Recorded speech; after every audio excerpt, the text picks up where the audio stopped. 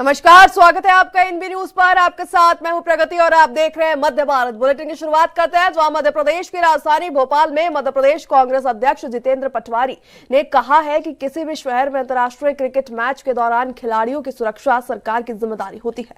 इंदौर में हालिया घटना को उन्होंने शर्मनाक बताया और कहा कि मेहमानों का आदर और सम्मान करना सभी की जिम्मेदारी है। साथ ही उन्होंने स्पष्ट किया है कि कानून व्यवस्था बनाए रखने और जिम्मेदारों पर कार्रवाई सुनिश्चित करने के लिए मुख्यमंत्री को इस मामले में संज्ञान लेना चाहिए।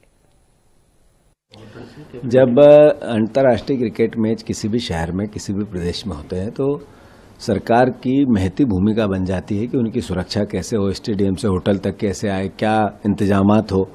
जिस तरीके से इंदौर की घटना हुई, ये माहिल्या का नगरी है जिसमें मेहमानों की का आदर सत्कार और उनका सम्मान रखना हमारी सबकी ड्यूटी है। इस तरह की घटना अगर इंदौर में घटी, हम सबके लिए शर्म का विषय है। और रही बात कानून व्यवस्था की, स्वाभाविक है मुख्यमंत्री ने संज्ञान में लेना चाहिए और जो जिम्मेवारी जिसकी थी वो सुनिश्चित करके उसको दंड देना चाहिए। मध्य प्रदेश के इंदौर में 23 अक्टूबर को ऑस्ट्रेलियाई महिला क्रिकेट टीम की 2 सदस्यों के साथ कथित छेड़छाड़ की घटना सामने आई है। ऐसे में टीम के सुरक्षा अधिकारियों की शिकायत पर अपराध शाखा ने गहन कार्रवाई की और आरोपी अकील आजाद नगर निवासी को गिरफ्तार भी कर लिया। ऐसे में उस पर भारतीय दंड संहिता की धारा 74 और 78 के तहत मामला दर्ज किया गया है। ऐसे में एक घटना सुबह 11 बजे हुई जब खिलाड़ी अपने होटल से कैफे जा रही थी। वहीं पुलिस सुरक्षा प्रोटोकॉल में किसी कमी की भी जांच जारी है। ये ऑस्ट्रेलियन टीम मैनेजमेंट के जो सिक्योरिटी ऑफिसर्स हैं उनके द्वारा एक रिपोर्ट लिखाई गई है। उनके द्वारा ये बताया गया कि उनके जो 2 प्लेयर्स हैं, जो टीम मेंबर्स हैं, उनके साथ इनएप्रोप्रिएट बिहेवियर हुआ है और इसमें फिलहाल एफआईआर रजिस्टर्ड कर दी गई है बीएनएस की धाराओं में। और उसमें आरोपी को जो इंटेंसिव स्ट्रेटेजिक ऑपरेशन के तहत आरोपी को आइडेंटिफाइड किया जाकर आरोपी को गिरफ्तार कर लिया गया है। 74, 78 बीएनएस के तहत आरोपी एफआईआर रजिस्टर्ड की गई है। आरोपी अकील को अरेस्ट कर लिया गया है। ये सर कहाँ का रहने वाला है? क्या ये पहले खजराना का रहने वाला है, लेकिन वर्तमान में अभी आजाद नगर में रहता है। ये किस तरह की घटना थी? कहाँ जा रही थी महिलाएं? ये अपने जो जहाँ पर रुकी हुई थी होटल रेडिशन में, वहाँ से एक कैफे की तरफ जा रही थी। और ये कब की घटना है? ये 23 तारीख की लगभग 11 बजे की घटना है, सुबह। ओके सर, इनके साथ कोई सिक्योरिटी नहीं थी? देखिए क्या होता है कि जो स्टेक होल्डर होते हैं, अलग अलग स्टेक होल्डर होते हैं, जो उनके भी सिक्योरिटी प्रोटोकॉल्स होते हैं और इंदौर पुलिस कमिश्नर के भी सिक्योरिटी प्रोटोकॉल्स थे। तो इनमें आपस में जो एक इनकी मीटिंग ली जाकर जो सिक्योरिटी जो प्रोटोकॉल सेट किए गए थे, अब उनमें कहाँ कमी पाई गई है उसको एग्जामिन किया जा रहा है। पुलिस सिक्योरिटी थी वहाँ पर? जी बिल्कुल, होटल में पुलिस सिक्योरिटी थी। जैसा कि मैंने बताया कि उसको जो एग्जामिन किया जा रहा है कि कहाँ पर कमी रह गई है। किसको लगाया था सर इसमें security officer? Indore police commissioner की तरफ से भी ऑफिसर लगे हुए थे, उनकी खुद की भी सिक्योरिटी, जैसा कि मैंने बताया प्रोटोकॉल्स होते हैं, तो उन्हीं प्रोटोकॉल्स को जो सेट हुए थे अब उनमें कहाँ। छत्तीसगढ़ में बंगाल की खाड़ी से आने वाली नमी के कारण फिर बारिश की संभावना बन रही है। ऐसे में मौसम विभाग के अनुसार 27 अक्टूबर से प्रदेश में बारिश की रफ्तार बढ़ सकती है। दक्षिणी छत्तीसगढ़ में अगले 4 दिनों तक तेज हवाओं और वज्रपात के साथ साथ बारिश होने की संभावना जारी की गई है। तो वहीं शहरों में अभी भी रात की ठंड कम महसूस हो रही है, जबकि ग्रामीण क्षेत्रों में हल्की ठंड का एहसास है। मौसम विभाग ने अलर्ट भी जारी किया है।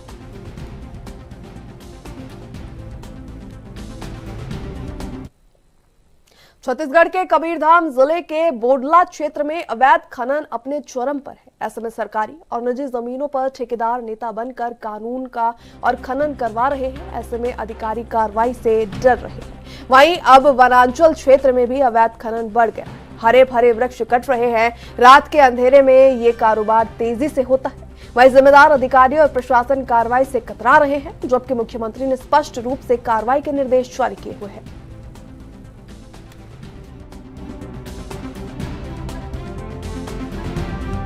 जो हो रहा है इस पर क्या कहेंगे? कुछ मीडिया के साथियों के माध्यम से जानकारी आया है कि क्षेत्र में जो रेत है और गिट्टी है उसका अवैध उत्खनन हो रहा है। उसके संबंध में खनिज विभाग से चर्चा की गई है। उसमें अचानक दबिश देंगे और नियमानुसार कठोर कार्रवाई करेंगे। सर ये तो जो है वर्षों से हो रहा है ये अवैध खनन, लेकिन अभी तक की कोई कार्रवाई नहीं हुआ इस पर? बिल्कुल इसमें समन्वय करेंगे और जैसा भी हो उसमें कार्रवाई करेंगे ताकि शासन के पक्ष में रॉयल्टी प्राप्त हो। क्षेत्र में ईंटों का अवैध निर्माण किया जा रहा है, इस पर क्या कहेंगे? अभी वर्तमान में पीएम आवास बन रहे हैं, उसमें कुछ किसानों के द्वारा अपने ईंट बना के अपना मकान तैयार करने के लिए कर रहे हैं। और यदि व्यावसायिक रूप से उसमें निर्माण करेंगे तो उसको भी जब्ती करेंगे। अभी कुछ प्रकरण हमारे यहाँ चल रहे हैं, उसमें निश्चित रूप से पेनाल्टी लगाएंगे। सहकारी समिति के प्रबंधकों ने धान खरीदी से पहले आंदोलन किया। ऐसे में उन्होंने तहसीलदार को ज्ञापन सौंपा और 4 सूत्रीय मांगे रखी। इनमें वेतन विसंगति दूर करना, सभी कर्मचारियों को नियमित करना और शासकीय कर्मचारी का दर्जा देना शामिल है। वहीं कर्मचारियों ने चेतावनी दी है कि यदि उनकी मांगे पूरी नहीं हुई तो वे 1 नवंबर से शुरू होने वाली धान खरीदी का बहिष्कार करेंगे। कर्मचारी संघ का कहना है कि उनकी मांगे पूरी होना जरूरी है, तभी खरीदी सुचारू रूप से हो पाएगी।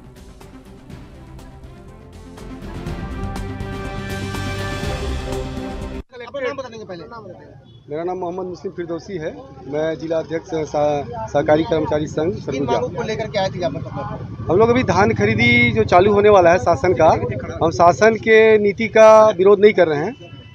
हमारा मांग ये है कि जो शासन जिस भी अधिकारी को नियुक्त कर रही है समितियां में, उनका जवाबदेही तय करे कि वो धान खरीदी से उठाव तक उनका संपूर्ण जवाबदेही हो, संपूर्ण व्यवस्था का जवाबदेही हो, और यदि सुखद होता है तो उसका उनके ऊपर भी भागीदारी हो, अनुबंध में भी उनके हस्ताक्षर हो। ये हमारी मांग है। मांगे पूरी नहीं होती तो क्या करेंगे? हम लोग जो हमारा छत्तीसगढ़ सहकारी जो संघ है, उनके तत्वाधान में जो उनका निर्णय होगा वो हमारी निर्णय होगी और हमारा अनिश्चितकालीन हड़ताल पे जाएंगे। धान खरीदी के बाद उठाव नहीं होने से कितनी परेशानी होती है? धान खरीदी से उठाव स्वाभाविक सा है कि नेचुरल है, धान सूखता है। हम 17% में धान को खरीदते हैं और जब उठाव क्या मामला है? और समिति प्रबंधक के द्वारा क्या बोलते हैं ज्ञापन सौंपा गया है 4 सूत्री मांगों को लेके। आने वाले समय में धान खरीदी होना है, उसमें इन लोगों के द्वारा 4 मांग उठाया गया है कि समय पे जो खरीदी होता है उसका उठाव किया जाए और जो काम कर रहे हैं समितियों में उनका वेतन बढ़ाया जाए और जो शॉर्टेज होता है ये सब को लेके इनके द्वारा ज्ञापन सौंपा गया है। आगे हड़ताल में जाने वाले चूँकि इनका द्वारा ये ज्ञापन सौंपा गया है, ज्ञापन को भेज दिया जाएगा और उच्च अधिकारियों से अवगत कराया जाएगा। छत्तीसगढ़ के अंबिकापुर सर्किट हाउस के कॉन्फ्रेंस हॉल में सरदार वल्लभ भाई पटेल की 150वीं जयंती के अवसर पर लोकसभा स्तरीय कार्यक्रमों को लेकर प्रेस वार्ता का आयोजन किया गया। इस अवसर पर विधायक धर्मलाल कौशिक और सरगुजा सांसद चिंतामणि महाराज ने प्रेस को संबोधित किया। तो वही कार्यक्रम में सरगुजा संसदीय क्षेत्र के 8 विधानसभा क्षेत्रों में पदयात्रा, स्वच्छता जागरूकता अभियान, विद्यालय सफाई, नाटक और नुक्कड़ नाटकों के माध्यम से सरदार पटेल के जीवन और राष्ट्र निर्माण में उनके योगदान को जनता तक पहुंचाने का कार्य किया गया।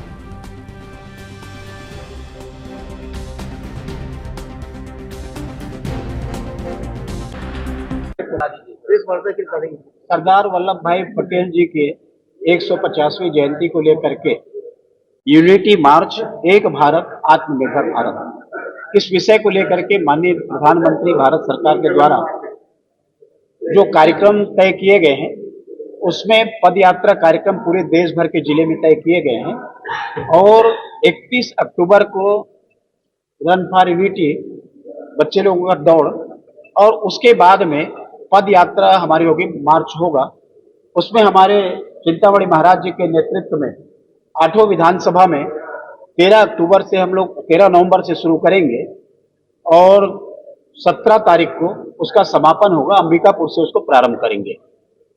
इसके अंतर्गत में विभिन्न कार्यक्रम, उसमें हमारे सभा का कार्यक्रम होंगे, बच्चे लोगों का संवाद का कार्यक्रम होंगे, उसमें स्वच्छता कार्यक्रम भी होगा और उसके साथ में जो बहुत सारे मोदी जी के द्वारा जो कार्यक्रम चलाए जा रहे हैं उन कार्यक्रम का भी उसमें आएगा। इसके साथ ही साथ में बच्चे लोगों के द्वारा निबंध प्रतियोगिता में उनको शामिल करने का आग्रह भी किया जाएगा सरदार वल्लभ भाई पटेल के ऊपर में। और इसके साथ में हमारे छत्तीसगढ़ सरकार और हमारे निगम प्रशासन सब मिलकर के इस पे तैयारी भी कर रहे हैं, पार्टी उसमें लगी हुई है। सरदार पटेल जी का व्यक्तित्व और कृतित्व आज केवल हिंदुस्तान नहीं पूरे देश और दुनिया को उसकी जानकारी है और उस संदर्भ में एक नए सोपान के रूप में इस कार्यक्रम को लिया गया है। देश और दुनिया में सरदार पटेल जी पहुंचे और लोग उनको करीब से जाने, उनके व्यक्तित्व को जाने, उनके किए हुए कार्य को जाने। छत्तीसगढ़ राज्य से छठ पूजा के लिए यूपी और बिहार जाने वाले यात्रियों को बड़ी राहत मिली है। दरअसल बढ़ती भीड़ को देखते हुए रेलवे प्रशासन ने 4 स्पेशल ट्रेनें चलाई है, जिनमें परौली, दुर्ग पटना, गोंदिया पटना और हावड़ा नागपुर भी शामिल है। ऐसे में दक्षिण पूर्व मध्य रेलवे ने बिलासपुर, दुर्ग, रायपुर, नागपुर, बैंगलोर, सुल्तानपुर, हजरत निजामुद्दीन और जयनगर सहित कई प्रमुख रूटों पर भी स्पेशल ट्रेनों का संचालन किया है। ऐसे में ये ट्रेनें सितंबर से नवंबर 2025 तक अलग अलग फेरों में चलेंगी।